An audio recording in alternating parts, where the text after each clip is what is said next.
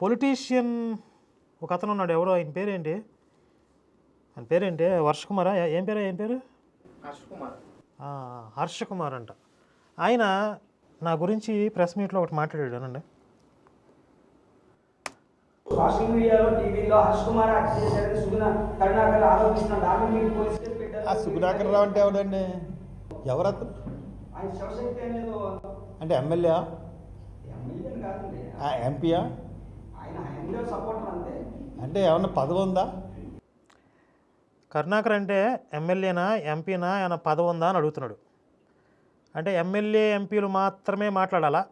పోని ఈ వర్ష కుమార్ లెక్కే తీసుకున్నా, ఇప్పుడు ఈయన ఏమైనా ఎమ్మెల్యేనా, ఈయన ఏమైనా ఎంపీనా? ఎక్స్ కదా. ఎక్స్ అంటే ఏంటి? మాజీ, ప్రజెంట్ కాదు. మా తాతలో నేతులు తాగారు, వాళ్ళ మూతులు నాకండి అన్నట్టుగా నేను ఎప్పుడో చేశాను, ఇప్పుడు కూడా నాకు ఆ పదవి ఉంది అనుకుంటున్నాడా, లేకపోతే అదే ఫీల్డ్లో క్యారీ అయిపోతున్నాడా మొత్తం లైఫ్ అంతా? అంటే ఏదైనా పార్టీలో కాదు సార్, అది కాదండి. ఏదైనా కాదు అది కాదు సార్. ఆయనకి ఏదైనా చెప్పనండి పాపం, ముసలోడిని అంత కష్టపెడతారు. ఆయన ఏదో చెప్పరా అంటే చెప్పనండి, వయసు అయిపోయినాడు. అది కాదండి. ఆయన ఏమన్నా పదవి ఉందా ఏ పార్టీలో అన్నా? ఓహో, పార్టీల్లో పదవులు ఉన్న వాళ్ళే మాట్లాడాలన్నమాట. పోనీ ఏమన్నా సోషల్ వర్కరా? ఎవడో ఏదో క్వశ్చన్ గాడు. వినండి. క్వశ్చన్ గడ్ అంటే ఏదో కొత్త పదం వాడాడు అయ్యా. తర్వాత బచ్చా నా కొడుకు ఏమన్నాడు? ఇంకొకసారి రిపీట్. బచ్చా నా కొడుకు. అరే లుచ్చా నా కొడక అని అంటాం ఎంతసేపు? హర్ష కుమార్ గారు, గౌరవనీయులైన హర్ష కుమార్ గారు, ఒక్క సెకండ్ పట్టదు కదా అరే లుచ్చా నా కొడక అనడానికి, ఒక్క సెకండ్ పట్టదు.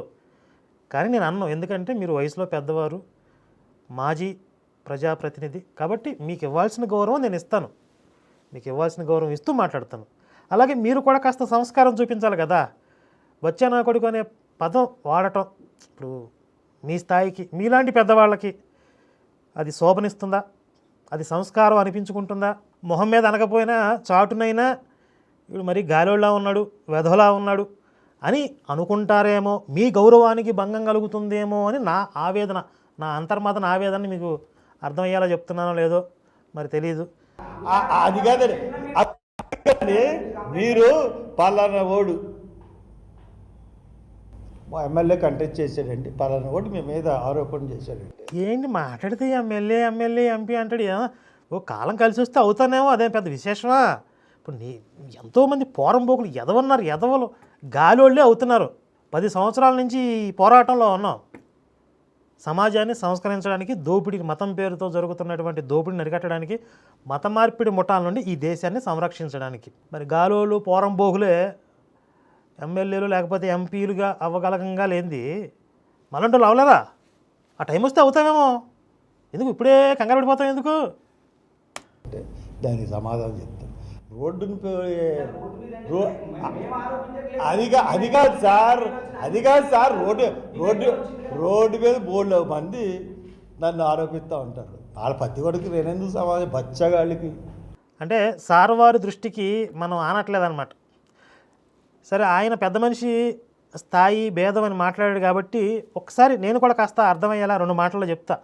హర్ష కుమార్ గారు, మీరు మహా అయితే ఒక నియోజకవర్గంలో మీకు సంబంధించినటువంటి ఫాలోవర్స్, అభిమానులు ఉండి ఉండవచ్చు. ఇప్పుడు ఉన్నారో లేరో కూడా తెలియదు.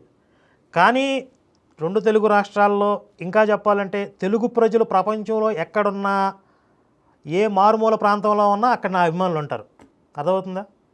కొన్ని లక్షల మంది శివశక్తి, కరుణాకర్కి అభిమానులు ఉన్నారు. ఒక నియోజకవర్గం దాడితే నువ్వు దమ్మిడికి చెల్లవు, అనాకానికి చెల్లవు. నువ్వు నీ స్థాయి ఏంది, నా స్థాయి ఏంది? ఇప్పుడు ఒక శవం దొరికింది, ఈ శవం అడ్డం పెట్టుకుని ఏదో కాస్త మీడియాలో కనపడదామని చూస్తున్నావు. అంతకుముందు నిన్ను దారిని పోయే కుక్క కూడా పట్టించుకోవాలా. ఇది నీ స్థాయి, నా స్థాయి. ఎందుకండి పెద్దవాళ్ళు స్థాయి గురించి? ఇప్పుడు మనం ఏం చేస్తున్నాం, కంటెంట్ మాట్లాడదాం. నువ్వేం చేస్తున్నావంటే కళ్ళ ముందు సాక్ష్యాధారాలు ఉన్నా కూడా మేము నమ్మం, ఇది హత్య అని మీరు డిక్లేర్ చేయండి అని చెప్తున్నావు.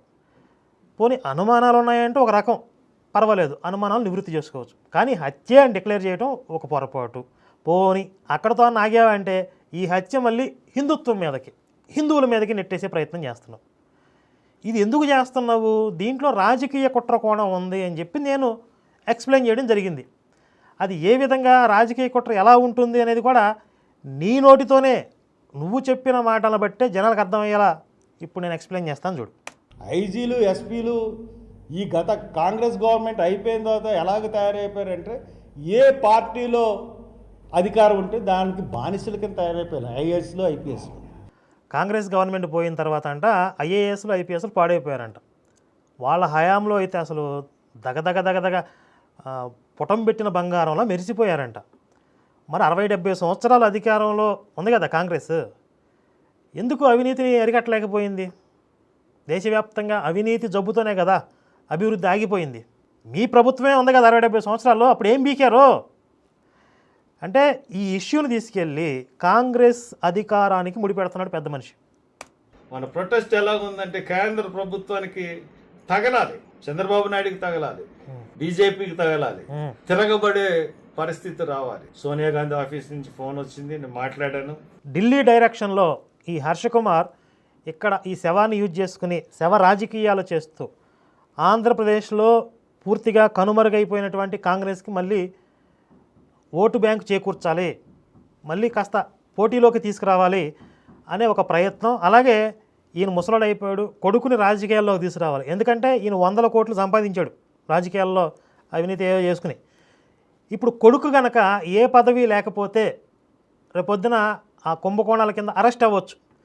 పొలిటికల్ ప్రొటెక్షన్ ఉంటే కాస్త సేఫ్గా ఉంటాడు, సంపాదించింది సేఫ్గా ఉంటుంది అని ఢిల్లీ పెద్దలతో రాయబారాలు చేసుకుని, అయ్యా ఇక్కడ మాకు శవం దొరికింది, మరి దీన్ని అడ్డం పెట్టుకుని నేను ఇక్కడ కాంగ్రెస్కి కొన ఊపిరి పోసే ప్రయత్నం చేస్తాను, మళ్ళీ నాకు కాస్త టికెట్ ఏదైనా తగలేస్తే నాకు కాదు ఈసారి నా కొడుకు తగలేయండి, ఏదో ఒక విధంగా ఇక్కడ ఈ ఓటు బ్యాంక్ పాలిటిక్స్ ఒక రిలీజియన్ పీపుల్ని రెచ్చగొట్టి నేను గెలిపించుకునే ప్రయత్నం చేస్తాను, అలాగే హిందువులు కొంతమంది సెక్యులర్గా ఉన్నారు వాళ్ళను కూడా మభ్యపెట్టి నా వైపు తిప్పుకునే ప్రయత్నం చేసి ఎట్లా గెలిపించుకునే ప్రయత్నం చేస్తాను అని చెప్పి బేరసారాలతో ఢిల్లీలో ఉన్న పెద్దలతో లాబియింగ్ చేసుకుని ఇక్కడున్న కొంతమంది పాస్టర్లతో కొమ్మక్కయ్యి ఈ శవ రాజకీయాలు మొదలుపెట్టాడు.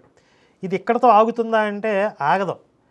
నాకు అర్థమవుతుంది ఏంటి అంటే కొంతమంది పాస్టర్లు ఈ హర్ష కుమారు ఢిల్లీ పెద్దల డైరెక్షన్లో వీళ్ళే కొంతమంది పాస్టర్లను చంపేసి, అర్థమవుతుందా, వీళ్ళే కొంతమంది పాస్టర్లను చంపేసి కూటమి ప్రభుత్వం మీదకి, కేంద్ర ప్రభుత్వం మీదకి నెట్టే ప్రయత్నం చేస్తారు వీళ్ళు.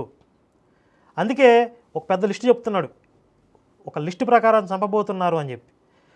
కాస్త కామన్ సెన్స్తో ఆలోచిస్తే అధికారంలో ఉన్న ప్రభుత్వం ఎవరైనా కానివ్వండి, అది బీజేపీ కానీ కాంగ్రెస్ కానీ ఎవరైనా కానీ, అధికారంలో ఉన్నటువంటి పార్టీ వాళ్ళ ప్రభుత్వానికి ఇబ్బందికరమైన పరిస్థితులు కావాలని కొని తెచ్చుకుంటారా? కావాలని అశాంతిని రేకెత్తించుకుంటారా?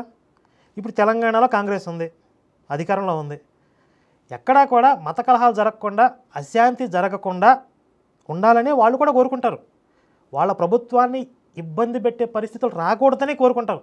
ఆల్రెడీ అధికారంలో ఉన్నప్పుడు ఇంకా ఏదో రాజకీయాలు చేసి ఏదో పరిస్థితులు క్రియేట్ చేయాల్సిన అవసరమే ఉంది. ఉన్న అధికారాన్ని సుస్థిరంగా కాపాడుకునే ప్రయత్నం చేస్తారు. అశాంతితో ఉండేది ఎవరు అంటే, అసంతృప్తితో ఉండేది ఎవరంటే అధికారంలో లేని వాళ్ళు. అయితే గీతే వాళ్ళు చేయాలి కుట్రలు. మన పెద్దవాళ్ళు ఒక మాట చెప్తారు, అధికారంలో ఉన్న కాంగ్రెస్ కంటే అధికారంలో లేని కాంగ్రెస్ చాలా ప్రమాదకరమని. వీళ్ళు కనుక అధికారంలో లేకపోతే ఆయా రాష్ట్రాల్లో అధికారంలో ఉన్నటువంటి ప్రభుత్వాలను ఇబ్బంది పెట్టడానికి ఏదైనా చేస్తారు వీళ్ళు. ఇప్పుడు ఈ హర్ష కుమార్ని అడ్డం పెట్టుకొని కొంతమంది పాస్టర్లని ఫసక్ వేసేసి దీన్ని ప్రభుత్వం మీదకి నెట్టే ప్రయత్నము, కుట్ర అని ఇక్కడ ఆయన మాటల్లో స్పష్టంగా అర్థమవుతుంది. ఇక్కడ ప్రవీణ్ పగడాలకి న్యాయం జరగాలి అని మాట్లాడుతున్నాడు ఈ పెద్ద మనిషి. కాంగ్రెస్ అధికారం గురించి మాట్లాడుతున్నాడు. సోనియా గాంధీతో ఫోన్లో ఉన్నాడంట. చంద్రబాబు నాయుడు మీదకి, కేంద్ర ప్రభుత్వం మీదకి తిరగబడిన అంటున్నాడు జనాల్ని. ఇది అర్థమవుతుంది కదా, కామన్ సెన్స్ ఉన్న వాళ్ళకి అర్థమైపోద్ది.